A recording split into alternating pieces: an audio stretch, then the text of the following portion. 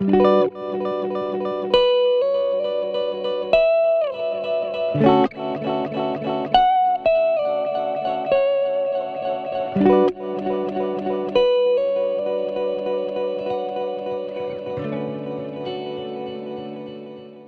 is Pedal Partners, the home of shoegaze. I'm Paige, that's Luca, that's Becca, and we're shoegazer sharing our music, our guitar pedals, discontinued gems, and the best forgotten effects. Today in this Shoegaze Secrets film, we're going to look at one of our favorite topics, which is delay. Specifically this really heavy delay, the DIGITECH TIMEBENDER.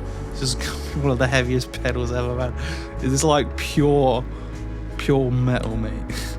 It's a weird one. It does a lot. There's a lot about it we like, and there's a lot about it that we don't like. It takes 1,300 milliamps of power.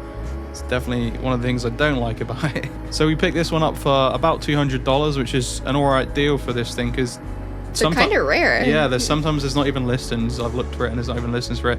And it kind of reminds me of our DD20, right? This dual foot switch thing, but you know, it's completely different to the DD20, to be honest. So there's not really much variation between the delay modes on this thing. The modulation is pretty weak, and the pitch isn't, you know, there's loads of them, but like I don't really like any of them. That's how it really goes with most pedals that have modulation and pitch effects, and that's why we actually made our blush delay pitch shifter, because the pitch is polyphonic, so it sounds good with chords as well as melodies. The modulation is super ethereal and immersive. So with blush you can really easily dial in good sounds, you know, just from the off. So let's look at the hold function. This is more a sampler type effect.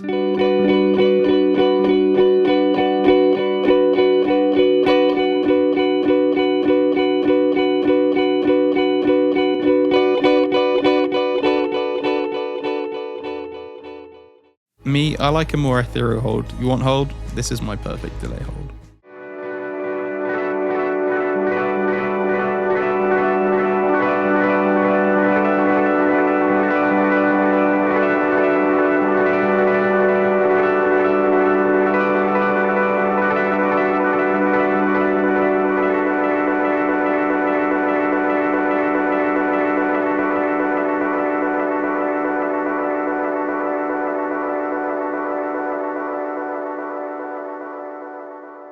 Did you hear how beautiful and ethereal the hold on blush was? That's what I prefer. I can really create beautiful scenes with blush. Whereas on the Timebender, it wasn't really inspiring. It was more like, here's your hold, and that's it. So something I've been saying is other modulated delays just sound weak compared to what we've done with blush. I've always thought that about modulated delays.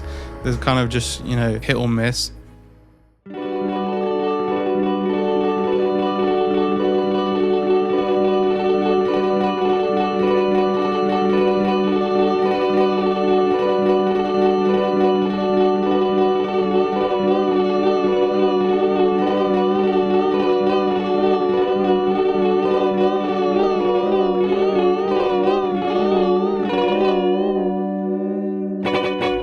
You want modulation? This is modulation.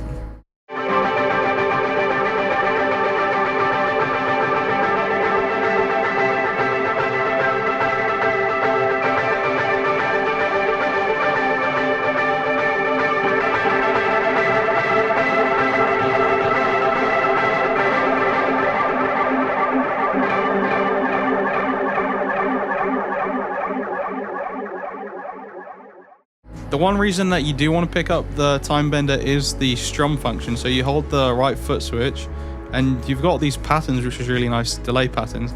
You set it to strum and you can strum in your own delay pattern, which is a really nice feature, which I haven't seen on any other pedal. Luca was liking that.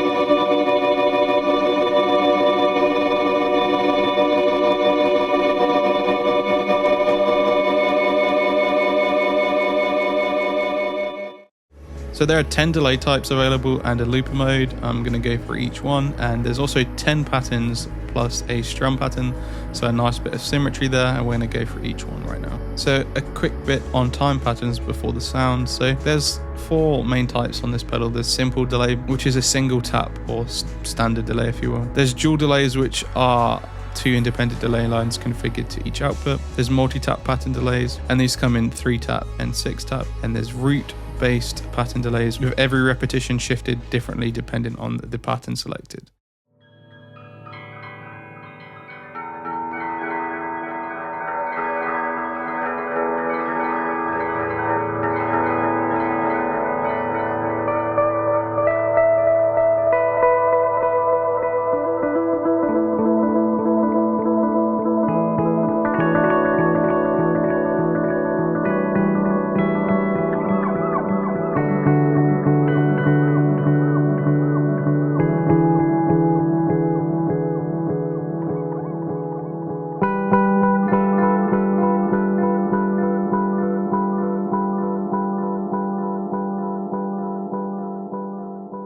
Overall, I don't really like the way the levels are managed in this pedal. So for the repeats, like I've never had this with a delay pedal before. So when you have it in lower settings, the delay repeats just fade out. And then when you increase the repeats, all it does is actually just increase the level of the delay. It doesn't really, it's not a traditional delay repeat. It's like just increasing the volume. There's some clipping going on inside the actual pedal itself, which isn't ideal. This appears to mostly happen in relation to when you change the delay time. There's some kind of like nasty digital artifacts happening.